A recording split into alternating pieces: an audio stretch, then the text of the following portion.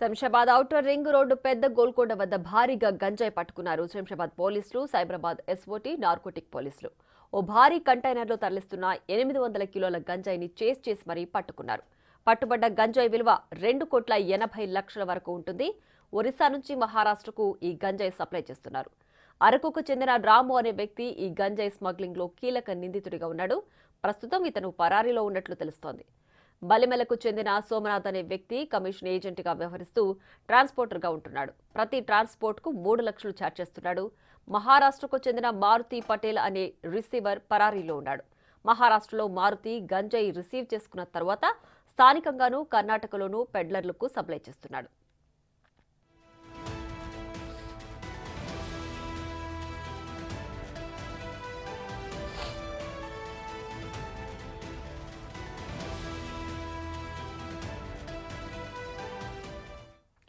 గంజాయి సరఫరా ఎలా జరిగింది, ఎలా పట్టుకున్నారో వివరించిన సైబరాబాద్ ఎస్ఓటీ డీసీపీ శ్రీనివాస్తో మా ప్రతినిధి Sujatha face to face. Shamshabad ప్రాంతంలో కంటైనర్ ద్వారా వెళ్తున్నటువంటి డ్రగ్ ఏదైతే గాంజా ఉందో గాంజాని పూర్తి స్థాయిలో మాత్రం అడ్డుకట్ట వేశారని చెప్పుకోవచ్చు. చెప్పండి సార్, అసలుకి ఎలా ఆ గాంజాని అనేది ఐడెంటిఫై చేశారు? కంటైనర్లో వెళ్ళే గాంజాని ఐడెంటిఫై చేయడం అంటే అది కొంతమేరకు కష్టతరం అనే చెప్పుకోవచ్చు, కానీ మీరు ఎలా దాన్ని ట్రేస్ అవుట్ చేస్తారు? మనకు మీ అందరికీ తెలిసిన విషయమే, స్టేట్ గవర్నమెంట్ చాలా నిర్దిష్టంగా, చాలా ఫోకస్డ్గా ఎరాడికేషన్ చేయాలి. డ్రగ్స్కి సంబంధించినటువంటిది తెలంగాణలో ఎట్టి పరిస్థితుల్లో మనం ఏం జరగకూడదనే ఉద్దేశంతో నిర్దిష్టమైన సూచనలు ఇవ్వడం జరిగింది. ఆ సూచనల ప్రకారమే మా సిపి గారి ఆధ్వర్యంలో స్పెషల్ టీమ్స్ ఫామ్ చేయడం జరిగింది. స్పెషల్ కూడా దాని మీద ఫోకస్ చేయడం జరుగుతూ ఉంది. దాంట్లో ఇన్ఫర్మేషన్లో భాగంగా నిన్న మధ్యాహ్నం 12:30 ప్రాంతంలో శంషాబాద్ రూరల్ పోలీస్ స్టేషన్ పరిధిలో ఓఆర్ఆర్ సర్వీస్ రోడ్ దగ్గర చెక్ చేస్తూ ఉంటే SOT Cyberabad team, Shamshabad team and TGNJB team కూడా చెక్ చేస్తూ ఉంటే కంటైనర్ మీద డౌట్ వచ్చింది. ఎందుకంటే దాని ముంగట ఒక ఎస్కార్డ్ వెహికల్ పోతూ ఉంది. వెహికల్ వాళ్ళు ముందు ఆపుకొని కొద్దిగా సస్పీషియస్గా అనిపించింది. అందుకని వాళ్ళను ప్లస్ వీళ్ళని రెండు చెక్ చేస్తే సాల్వెంట్స్ దాంట్లో డ్రమ్స్ కనబడ్డాయి. డ్రమ్స్ కనబడ్డాగానే మా కానిస్టేబుల్స్ మా టీం చెక్ చేయడం జరిగింది.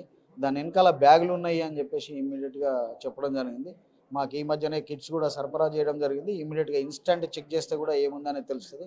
బట్ ఇది చెక్ చేయాల్సిన అవసరం లేదు, కిట్స్ ద్వారా చూస్తే తెలుస్తుంది. కాబట్టి ఇమ్మీడియట్గా వాళ్ళని న్యాప్ చేసి వాళ్ళని కూడా సీజ్ చేయడం జరిగింది, వాళ్ళని అరెస్ట్ చేయడం జరిగింది. దీంట్లో భాగంగా ఒక రాము అని చెప్పేసి ఒక మెయిన్ పెడ్లర్ తప్పించుకున్నాడు, అతను కూడా పట్టుకొస్తాం. రిసీవర్ కూడా మహారాష్ట్రకు సంబంధించిన ఉన్నాడు, అతను కూడా పట్టుకొచ్చిన తర్వాత పూర్తి వివరాలు తెలుస్తుంది. సార్, అంటే ఇప్పుడు అటు ఎవరైతే కంటైనర్ నడుపుతున్న వ్యక్తి కావచ్చు, లేకపోతే అతని గతంలో ఎక్కడైనా సరే డ్రగ్స్ అనేది కానీ లేకపోతే గాంజా అనేది ఎక్కడైనా సరఫరా చేశారా? అసలు ఫస్ట్ టైమా తెలంగాణ రాష్ట్రంలో ఇంతకుముందు ఇలాంటి కేసెస్ ఏమైనా వాళ్ళ మీద నమోదయ్యాయా?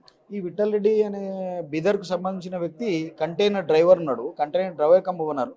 ఇతడు చాలాసార్లు వీళ్ళ ఆధ్వర్యంలో గాంజా సరఫరా చేస్తున్నట్టు టెక్నికల్ డీటెయిల్స్ బట్టి తెలుస్తూ ఉంది. ఇంతకుముందు చాలాసార్లు చేసి ఉండొచ్చు అనే భావన కూడా ఉంది. దాని వైపుగా మేము ఇన్వెస్టిగేషన్ చేస్తూ ఉన్నాం. వాడు ఇక్కడ చేసిన తర్వాత ప్రతి ట్రాన్స్పోర్ట్కి 2 లక్షల రూపాయలు తీసుకుంటా ఉన్నాడు. దట్ ఇండికేట్స్ వీళ్ళందరూ కూడా కలిసి చేస్తూ ఉన్నారని చెప్పేసి అర్థమవుతూ ఉంది. ఇది అయిపోగానే ఇమీడియట్గా వాళ్ళని పోలీస్ కస్టడీకి తీసుకున్న తర్వాత మాకు సిపి గారి ద్వారా స్పష్టమైన ఆదేశాలు ఉన్నాయి. వాళ్ళను డీటెయిల్గా మైన్యూట్గా ఎంక్వైరీ చేసి మళ్ళీ తర్వాత ఫర్దర్గా వాళ్ళిద్దరిని అరెస్ట్ చేసి మంచి రిజల్ట్ తీసుకొస్తున్నారు. సార్, అంటే ఇప్పటి వరకు ఎంతమందిని అదుపులోకి తీసుకున్నారు? ఈ కంటైనర్ ఎక్కడికి వెళ్తుంది? అంటే ఈ కంటైనర్ తీసుకువెళ్ళి ఉన్నటువంటి గాంజాని ఎవరికి సరఫరా చేస్తున్నారు? ఆ డ్రగ్స్ పెడ్లర్స్ కానీ ఎవరినైనా ఐడెంటిటీ చేశారా? అసలు ఎక్కడికి తీసుకెళ్తున్నారు గాంజా? ఇప్పటి వరకు అయితే అంత డీటెయిల్గా ఏం తెలియదమ్మా. మనకేంటంటే అక్కడ నుంచి కన్సైన్మెంట్ వచ్చేసి పటాన్ చెరువు ఇస్నాపూర్ దగ్గరకు వస్తుంది. ఇస్నాపూర్ దగ్గరకు వచ్చిన తర్వాత వాళ్ళు ఎవరైతే రిసీవర్స్ ఉన్నారో అక్కడ తీసుకొని వేరే వెహికల్స్కి షిఫ్ట్ చేసుకొని మహారాష్ట్ర లేకపోతే కర్ణాటక పోవాల్సి ఉండిందని చూచాయిగా తెలుస్తూ ఉంది.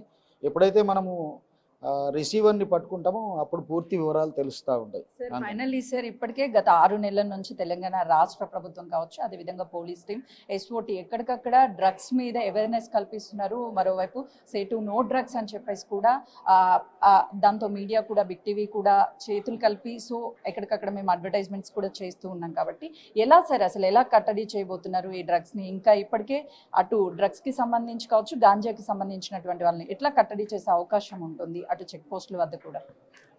మీరందరూ చూస్తూ ఉన్నారమ్మా, గవర్నమెంట్ స్పష్టమైన ఆదేశాలు ఇస్తూ ఉంది, చాలా ఫోకస్డ్గా ఉంది. ఎటువంటి డ్రగ్స్ కానీ ఇటువంటి గాంజాయి కానీ ఎక్కడ కూడా తెలంగాణలో ఉండకూడదు, ఎక్కడ రావద్దని.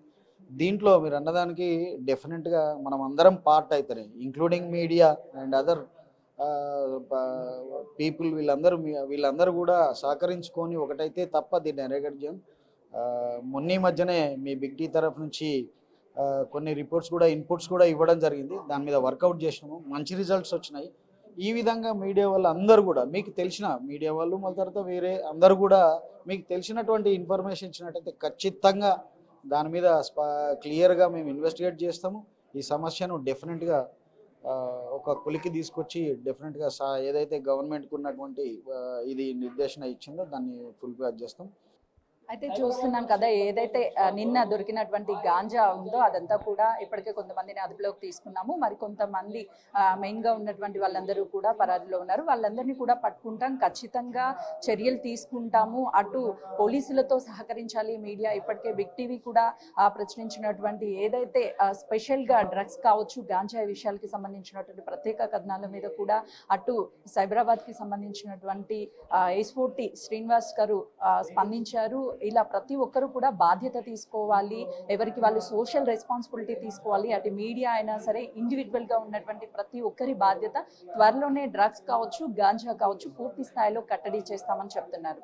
కెమెరామెన్ శ్రీనుతో సుజాత, సైబరాబాద్. అచ్చం సినిమాలో చూపించినట్లుగానే గంజాయి రవాణా జరుగుతోంది. విశాఖపట్నం నుంచి మహారాష్ట్ర వరకు వయా హైదరాబాద్ ఈ దందా జరుగుతోంది. ప్రతి మూవ్ చాలా ప్లాన్డ్గా చేస్తోంది ఈ ముఠా. ఎంతలా అంటే గంజాయి ఉన్న భారీ కంటైనర్కు ఎస్కాట్గా ఓ వాహనం ముందు వెళుతుంది. అలా టోల్గేట్ వద్దకు రాగానే నంబర్ ప్లేట్లు తీసేస్తారు. అంటే కెమెరాలు రికార్డు కాకుండా ఉండడం కోసం అలా చేస్తుంటారు. ఇలా ప్రతిదీ ప్లాన్డ్గా చేసుకుంటూ వెళుతున్నారు గంజాయి స్మగ్లర్లు. ఎక్కడైనా పోలీసులు తనిఖీలు చేస్తే ముందుగా వెళ్లే వాహనంలో ఉండే వ్యక్తులు కంటైనర్ డ్రైవర్ను అప్రమత్తం చేసి డైవర్ట్ అయ్యేలా చేస్తారు. అంతేకాదు ఒక డిస్టెన్స్ వరకు వెళ్లగానే వాహనాన్ని కూడా మార్చుతున్నారు. అలాంటి గంజాయి ముఠా ఆట కట్టించారు. మొత్తం 5 నిందితులను అరెస్టు చేయగా 2 పరారీలో ఉన్నారు.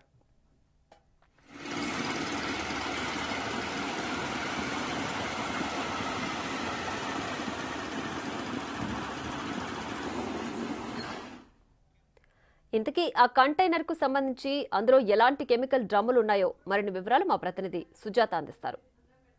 రాష్ట్రాన్ని డ్రగ్స్ రహిత రాష్ట్రంగా తీర్చిదిద్దేందుకు ఇప్పటికే తెలంగాణ రాష్ట్ర ప్రభుత్వం కంకణం కట్టుకుంది. అయితే ప్రస్తుతం నిన్న శంషాబాద్ ప్రాంతంలో గాంజాని తరలిస్తున్నటువంటి కంటైనర్ని అటు పోలీసులు అయితే మాత్రం స్వాధీనం చేసుకున్నారు. ప్రస్తుతం మనం చూస్తున్నాం కదా, అంటే మొట్టమొదటిసారి ఇలాంటి కేసు నమోదైందనే చెప్పుకోవాలి. ఎందుకంటే కంటైనర్లో అటు ఏదైతే డబ్బాలు పెట్టి డబ్బాల మధ్యలో గాంజాని తరలిస్తున్నటువంటి వాటిని పోలీసులు ట్రేస్ అవుట్ చేసి అదుపులోకి తీసుకున్నారు. ఎందుకంటే నిన్న జరిగినటువంటి ఈ ఘటన ఫస్ట్ టైం తెలంగాణ రాష్ట్రంలో ఇలాంటి కేసు నమోదైందనే చెప్పుకోవాలి. మరోవైపు పూర్తి స్థాయిలో గాంజా ఉన్నట్టుగా తెలియకుండా ఉండడానికి ఏదైతే ఈ డబ్బాలు ఉన్నాయో డబ్బాల మధ్యలో పెట్టి తరలిస్తున్నారు.